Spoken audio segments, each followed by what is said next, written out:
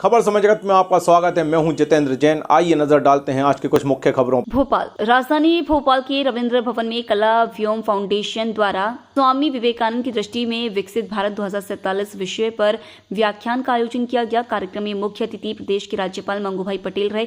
उन्होंने कहा कि स्वामी विवेकानंद को लेकर होने वाले आयोजन देश के युवाओं को प्रेरित करते हैं। इस तरह के व्याख्यान होने से उनमें नए विचारों का संचार होता है और यह जरूरी भी है। इस मौके पर मुख्य वक्ता एयर मार्शल अजीत भोसले ने कहा कि स्वामी विवेकानंद ने भारतीयों से सांस्कृतिक व धार्मिक रूप से एकजुट होने की बात कही थी। आर्थिक रूप से ही नहीं बल्कि हम संगठित रूप से राष्ट्र निर्माण करें। कार्यक्रम में डॉक्टर अमोघ गुप्ता भी मौजूद रहे। इच्छा शक्ति प्रबल हो, साहस का बल हो, शेर जैसा निर्भीक, ध्येय उसका उच्च हो, इसमें उपलब्ध है। इस प्रकार स्वामी विवेकानंद जी ने वर्तमान युवा वर्ग की समस्याओं को स्वयं अनुभव किया था। यूपीएससी के सदस्य के रूप में शामिल हुए। आपने एमफिल की डिग्री भी हासिल की है टोक्यो से। आप राष्ट्रीय रक्षा अकादमी, रक्षा प्रबंधन महाविद्यालय से चर्चा होती है।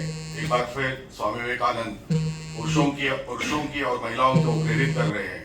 कार्यक्रम कला व्योम फाउंडेशन ने आयोजित किया है, वह स्तुति योग्य है और इसी के लिए आप सब श्रोतागण इतनी संख्या में यहाँ पर उपस्थित है। यहाँ का अनुभव भी प्राप्त किया है, यानी आकाश में 5200 घंटे की उड़ान ली राष्ट्रपति जी ने उनकी इस असाधारण प्रतिभा के लिए उन्हें स्वामी विवेकानंद जी ने कहा। देखिए स्वामी विवेकानंद जी का भारत की युवा पीढ़ी पर कितना भरोसा था। युवा और युवतियों के उन्होंने माना था कि ये भारत के भाग्य विधाता है। वर्तमान समय में तो स्वामी विवेकानंद के आदर्शों की प्रासंगिकता और बढ़ गई है, विशेषकर भारतीय युवा वर्ग के लिए। आज भारतीय युवा वर्ग के समक्ष 3 महान समस्याएं उपस्थित है। एक है बेरोजगारी, दूसरा है धर्म पर अविश्वास तथा आदर्श के अभाव में नैतिक तथा मानसिक संघर्ष। क्या यह बात क्या महत्वपूर्ण है? कम महत्वपूर्ण है कि स्वामी विवेकानंद को स्वयं अपने जीवन में इन तीनों समस्याओं का सामना करना पड़ा था। हम जानते नहीं थे, लेकिन मैं उसको उद्धृत करना चाहता हूँ।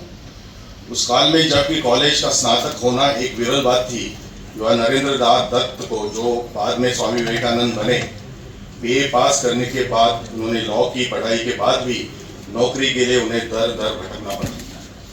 स्पेंसर, हेगल, कांट आदि पाश्चात्य दार्शनिकों की पुस्तकों को पढ़ने के बाद स्वामी विवेकानंद संशयवादी हो उठे थे। किसी भी महात्मा से पहला प्रश्न वे यही पूछते, क्या आपने ईश्वर को देखा है? यही प्रश्न उन्होंने श्री रामकृष्ण परमहंस से भी पूछा और जब रामकृष्ण से उत्तर आया, हाँ मैंने ईश्वर को देखा है। जैसे तुझे देख रहा हूँ उससे अधिक प्रत्यक्ष रूप से मैंने उनका दर्शन मैं हमेशा करता हूँ और तुझे भी उनके दर्शन करा सकता हूँ, रामकृष्ण परमहंस ने उनको कहा। इसके उपरांत कि स्वामी विवेकानंद आध्यात्मिक पथ पर अपना जीवन उत्सर्ग किया। तत्पश्चात आया नैतिक तथा मानसिक समस्याओं का एक तूफान, जिसका विशद वर्णन उनके तत्कालीन सहपाठी श्री ब्रजेंद्रनाथ शील ने किया है। खबर समय जगत के लिए संवाददाता आदित्य सराठी की report. For latest news, subscribe to our channel and press the bell icon.